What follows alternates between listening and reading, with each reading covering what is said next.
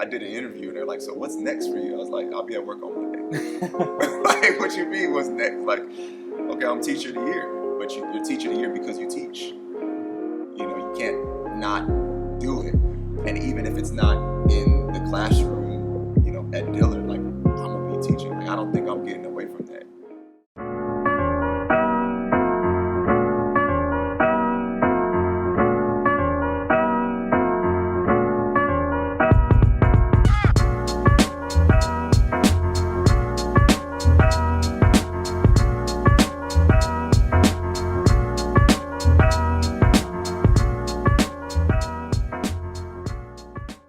So we're here having a conversation with Sheldon McLean, finalist for Broward County Teacher of the Year, hosted by Drum Major Empowerment and Constantly Committed. Just talk to us a little bit about that experience, being nominated as a finalist and what that meant to you. Yeah, it's been cool. It's dope. The fact that teachers on the campus have to acknowledge you for you to even get to that point is great. I'm thankful for being at Dillard and I'm a Tiger from Ely, but I'm thankful for Mr. Israel Charles who nominated me, and then for the faculty and the staff to nominate me or to vote me in to represent the school. That in itself was cool. Like, oh, I'm Dillard's Teacher of the Year 2021. I'm good with that. And then for the district to take that and through their process of application and letters of recommendation and everything, for me to become, to excel to the cadre level, and then excel to the semi-finalist level, and then to the finalist level, where it's 5 of us, that's been a great experience. It's been a great ride. And the thing is, there's so many great teachers, right? Like, so this isn't like he's a better teacher than all those other people. It's like, okay, well, this, we're acknowledging him for these reasons. At any given moment, it could be another 5 teachers. At any given moment, it could be another 5 that didn't even get the nomination that are still doing their thing. And my thing is, if you're in your classroom, you're impacting students in a positive way, they're learning, you're teaching, you're already Teacher of the Year. You know what I mean? Like, Correct. The award is cool, getting dressed up and having people come out and celebrate you. That's, you want that acknowledgement, of course. Like, we all want to be acknowledged for our contributions, but if you already got teaching and learning and inspiration happening, you're already Teacher of the Year. So it's been great. I can definitely acknowledge how great that is, because isn't Broward County one of the largest counties in the nation? So do you know how many teachers are included in Broward County or that were in the applicant pool? I forgot the number that they said, but yeah, Broward County is the 6th largest school district in the nation. And so, it's got to be in the thousands, in terms of teachers. And, to be mentioned among the top 5, it's cool. But like I did an interview and they're like, so what's next for you? I was like, I'll be at work on Monday. Like, what you mean what's next? Like, okay, I'm Teacher of the Year, but you're Teacher of the Year because you teach. Mm-hmm. You can't not do it. And even if it's not in the classroom, at Dillard, like, I'm gonna be teaching. Like, I don't think I'm getting away from that. If I'm not a professor or if I'm not teaching, like, I'm always gonna be teaching. Like, it's just I think it's a part of me now. It really sounds like just innate, almost like just that instinct, and just having that instinct where the accolades are cool, and that's okay, as you mentioned, but there's something, the work specifically, and the impact and what's being done that supersedes just the accolades, and that, I think, is critical, which you hit on. Yeah, man, look, accolades, when you're looking for validation, which I was, and maybe in some ways I still am, from the people around me, Dr. Madsen at FSU talks about who claps for you. I'm not saying I don't look for that stuff, because I do, but the more experience you get, you'll know when you're doing the right thing and who you're doing it for. You know what I mean? You don't need an organization to tell you, you are this. You're doing it. When I first started teaching, I was like, man, we got to get superiors. We got to, Mm-hmm. At this point, it's like, yeah, what we got to do is create these meaningful experiences. Superiors, they came along the way, mm-hmm. and, we're appreciative of that other organizations, that outside organizations recognize what we're doing. Well, we're not doing it for that. Like, we good. Like, if we never get another award, well, I ain't gonna say that because, you know, it's a part of the profile. There's a part of it. You gotta have the awards, but, you know, that's just not what drives me anymore. You know, it's like, what we talking about? The students, what's happening with them, what's happening with the community. That is what drives me. And more so than an organization saying, you did good, I'd rather have my friends, my family, the students who are in front of me, the parents of those, I'd rather them say it, you know. You know, if they write a check to me, I'd appreciate that too. That's the difference between. But yeah, man, like, we got a lot of accolades. Like, I got those. Now let's continue to work. And it's coming as a result of the work that's being done. It reminds me a lot of the eulogy that Dr. King spoke of before his assassination, which was slightly eerie because it was very soon, you know, right before that whole tragedy happened. But he said the same sentiment where he was just expressing, hey, my Nobel Peace Prize is cool. Not many people have won that, you know.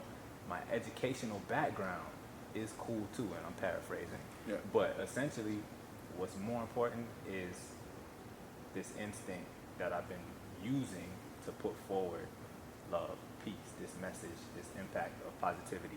And that supersedes the accolades that came as a result of putting forward those things in that service and in that leadership type of way. So a lot of those themes I see embodied in what you're doing. I just wanted to say that, but highly commendable, man. There's so many different ways to have an impact. Why choose education to be your method, your way? Education brings everything together. It's the gestation for a lot of things. It never stops. It begins at the beginning of life and it goes all the way to the end of life. So it's kind of like that's the perfect place to make an impact. Education has created so many opportunities for me. When you talk about musically, professionally, it's just been the medium that I've been able to work with. And my mentorship to other students comes through that. The same way, you know, Richard Beckford, that's Pops, that's band director, that's everything, and that only happened through education. Our entire relationship, as much as people see it and whatever they think about it, it only comes through education. It only happened because he was the band director at Ely High School when I went there. And so, you know, I think about that, like I get to stand in front of kids 180 days out of the year. And I'd like to make as significant an impact on them as Richard Beckford did on me. So education's just kind of been the way for me to connect with students. You know, people say, well, you're a great mentor. Like, I don't know if I would be a great mentor without doing it through education or doing it through music. Like, it's just all kind of connected. The music's a conduit for mentorship. So, and I'm able to deliver the music through education. And the education is so much deeper than people think. Like we said before, people who think that we're doing all of this to make a great halftime show, or we're doing all of this to make a great video, or, you know, like, you're missing the point. You're missing the point. And it's okay that people come here thinking that that's what it is. And I guess it's okay that general audience members might think that that's what it is, but it's so much deeper than that. So yeah, education is just, it's the glue that connects everything. Right. And the teaching, as you mentioned, extends so much further than just the classroom. And so many of the lessons and experiences go beyond the music. Talk a little bit about those experiences and opportunities and how education really connects with opening doors for some of those other opportunities. Yeah. Again, Richard Beckford showed me, he was probably one of my first teachers that showed me, or who was able to inspire me beyond the classroom. It's just the way that he did things. And I want to do the same thing through experiences. I've been saying for the last 4 years here at Dillard, everything that I'm doing now is about developing the experience for the student. When they leave Dillard, what are they going to be able to say that they've done? What experiences are they going to be able to say that they've had? And if that means performing at Carnegie Hall, being in New York and hanging out with your friends and all that, then cool. You know, we were supposed to be playing in Hawaii this last December. Obviously, COVID didn't allow that to happen. But I think that's a part of it. You know, what experiences can you give the students? For me personally, I was in high school. We weren't that good my freshman year, but Mr. Beckford came in. He came in and he switched it up. He made us all believe in ourselves. He made us believe that we could be one of the good schools. And I think that's important, not only for Dillard students, but for students everywhere. Like, you can be one of the good schools. You know, you can do whatever it is that you guys want to do. It's just got to be like an intentional effort about it. But traveling in high school band, I remember going to FAMU's homecoming for the first time, and this is fall 2005, I want to say. I remember there was a guy, a trumpet player named Donla, and the 100 was playing Who Can I Run To? And I'm an 11th grader, you know, just in the moment, I'm excited. Them cats were blowing. I'm like, oh, it's stupid how good they were. And I just saw them marching. We were on a patch. You know how it is when you're a high school student and you're watching a college band in action up close, like not on YouTube, not from the stands, but like I'm on the sideline. That experience was incredible to me. And I mean, if I tell that story to like my grandkids, you know, I'm gonna keep enhancing it, because in my mind, I swear I remember like smoke coming out the horns, like that's how much fire they were bringing. So by the time I get, grandkids, I'm gonna be like, yo, the 100 in 2005, y'all wouldn't even understand. But that was one of my first traveling experiences with the band. Obviously Florida Classics and things like that, doing parades in different areas, going to FAMU, which wasn't really even on my radar at first. I went to FAMU because it was one of the few places I could go to school where my mother wasn't gonna have to pay for anything. Education, right? Like it's all connected. And that you know, the 100, I'm so thankful to Dr. White, so thankful to Dr. Chipman, Dr. James, of course, and a lot of people who inspired me when I was there. When I pledged Kappa Kappa Psi, I was surrounded around music majors. My major wasn't music, but I was surrounded by them, and I was always inspired by them, and that kind of like, that excited me, it pushed me, and I was like, man, I want to do what y'all want to do. I want to get paid, though. I don't think y'all gonna get paid because y'all gonna be band directors. But I wanted to do it. Like, I wanted to be a part of what they were doing. And the experiences here, like I think about it, I said, if I was in high school, what would I want my experience to be?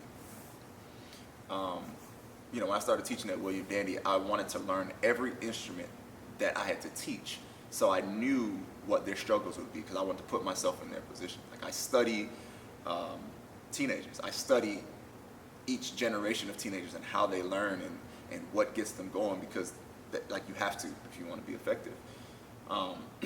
So I look at that stuff. I think that the gear that we wear, you know, if Dillard pulls up somewhere, we're gonna be fresh, because I understand how important that is.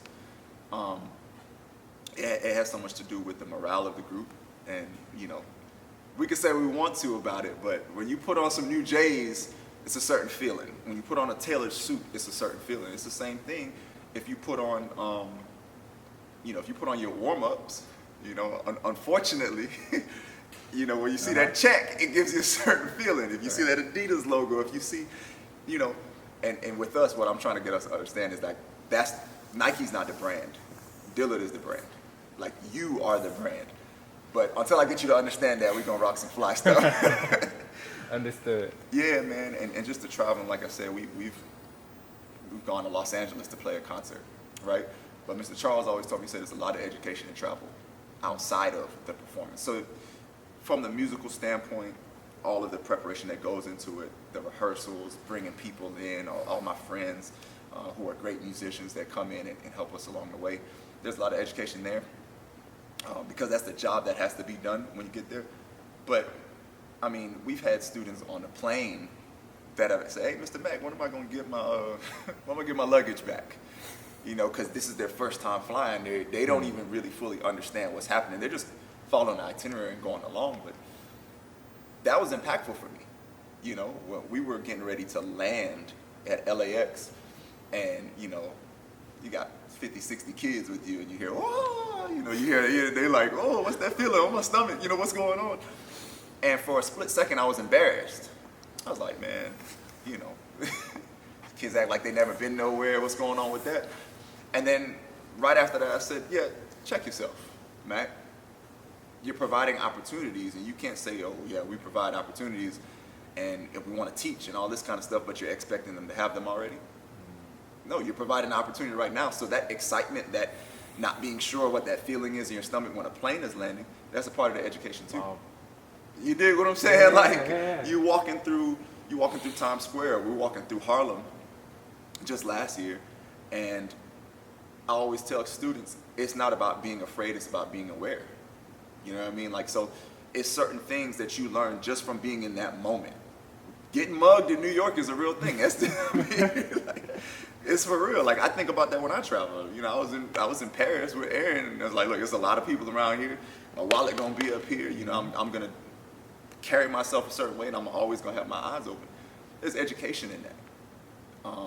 And it's just education all the way across the board. So the traveling is important, the exposure, seeing college bands, and that's huge because a lot of kids don't know where they want to go to school. They're not sure what they want to do. But if you can give them a little bit of insight into what college life is like, studying on a college level, even if it's not music, you got to give them that opportunity. So if that means, yeah, we're going to go to the Florida Classic, or we're going to go to FAMU's homecoming, and we're going to stop by campus and we're going to do a campus tour, we got to do that. If we're going to Orlando for the Florida Classic, yeah, we're performing tonight, but before that, we're going to go to Full Sail, we're going to go to UCF, you guys are going to meet some professors, you guys are going to learn about how the admission process works, because we don't have any time to waste. We are behind as a community, and we don't have time to waste. So every opportunity I have, yeah, I'm putting it in their face. It's loaded. Yeah. It's packed. It's got to be. Like, the curriculum is packed, not necessarily with the notes and the rhythms, but with all of that. If I got to call DeMondre Thurman at Indiana University, hey, man, I need you to come down to Dillard. Pull up on us. We're going to do a concert. More important than the concert, I want you to come do some teaching. You got to bring the education here to the kids. So those are the experiences I think are important. You know, we're going to a drumline competition in Jacksonville. Let's stop in Daytona, call Mr. Ore at Bethune-Cookman and say, hey, man, can you give us a clinic real quick? We don't know what the outcome of the competition is going to be. That doesn't really matter as much. It's experience with you that might make someone say, yeah, I want to come to college and study with this person. Or I just want to go to college, period, because now I know there's another level and I can study with someone on the college level. So, yeah, those experiences, I think, that's it. For as long as I'm teaching moving forward, it's about what experiences, what can I do to enhance the education and the experience of the students in front of me. So the commitment definitely is an integral part of the education. It's an integral part of the experiences and the exposure and the teaching outside of the classroom. How does that stay consistent, basically, you know, that commitment, and how does it not die down? Yeah, it's just so much work to do. You read Du Bois, you read Frederick Douglass, you read, yes, if you pay attention to any of the people, like from Reconstruction, post-slavery, Reconstruction, post-Reconstruction, if you pay attention to any of those guys, it's just so much work. Like, you might know them for one thing, but best believe they was working on so many things because there's so much work to be done. Like, we know Malcolm X is one thing, but people who really study Malcolm X know that he's really deep. It's not like just militant and you know what I mean? Like, there's so much about him. Same with Martin Luther King, same with so many people. And so I look at those guys who died trying, you know? 50 said get rich or die trying, right? Like, literally. But like they died trying, and I might be in that same boat, you know, not necessarily saying like I'm a civil rights leader or anything like that, but in the same boat as like, well, I'm gonna die trying, you know, to advance everybody around me, myself included, you know, because it's not like a righteous thing or anything like that, but like I'm gonna die trying to bring everybody together and push everybody forward. And my medium of doing that has been through education. So I got to do what I got to do. Like, I want to study. I want to be the best version of myself. I want to be knowledgeable when I speak. But I also want the people around me to be knowledgeable. And I want to learn from them. I want to learn, you know what I mean? It's like that community thing. You talk about group economics. That works because everybody's bringing something to the table. And then when everyone brings something to the table, everybody can move forward. And that's the same way I look at education. And so as far as the commitment to that, like, it's easy. It's easy because what's the other option? Not being committed? Like, Yeah, imagine it being 2021, you recognizing the issues that you face, that everyone faces, black people, white people, people with money, people who don't have money. Like, just imagine it being 2021, you looking at all of the issues in their face and being like, yeah, man, well, that's just how it is. It ain't gonna get no better. You kidding me? That's not an option. Is that even a question? Yeah, like it's not an option. Like, the commitment comes from that. The commitment comes from, you know, being a son of immigrants. You know what I mean? Like, you come from Jamaica, you're trying to make a better situation for me. And, like, it's not like, oh, things are better now, we're good. Nah, because it can still be better. It still has to be better for people around me, for the next generation, for all the students that I'm in front of, and everyone that I'm around. Like, I think we all know it's got to get better. We got to keep on pushing and keep on progressing. So that's one of the reasons why I'm constantly committed. It's just because there's no shortage of work to be done, and I'm not tired yet. So, you know, I'm running. I'm Usain Bolt in this thing. Like, you know, like let's go, and I'm just keep pushing until I can. But that's it. It really sounds like that Mamba mentality that Kobe Bryant, the late Kobe Bryant, the late great Kobe Bryant spoke on, where it's this quest and this version to not compare yourself to anybody else, but like you just mentioned, uplift and continuously grow, but then do that in a widespread sense, which really is a service, and it's leadership, and it's leadership through the service that you're doing through the medium of education. So really just speak to that a little bit, you know, that element of leadership and service in education. Yeah. First, you know, the late great Kobe. We both know how we feel about Kobe and the Mamba mentality, and how that transcends basketball. Like, it's not, you know, it's not a basketball thing. That's a life thing. And in Kobe's book, he talks about like his schedule for the day. Like, I was reading on the plane, I was like, yo, Kobe is ridiculous, but it makes sense as to why he was so good. You know, for him to break down and say, well, yeah, I'm gonna wake up, go to the gym, and be back in time for breakfast, you know, take my daughter to school, you know, kiss my wife or whatever. Then I'm gonna go back to the gym. I'm at the gym before the coaches, I'm here before the other players. I'll get a little workout, I might go in the car and take a nap. Oh, it's practice time, okay, now I'm practice. This is his third session for the day at this point. And everybody else is on their first. Then, okay, after school, maybe I gotta be around the kids, eat dinner, whatever. I'm gonna go back and just kind of maybe work on my drop step, or I'm gonna work on, you know, my post moves, or whatever it is. Like, that work ethic made him Kobe Bryant. That's what made, you know what I mean?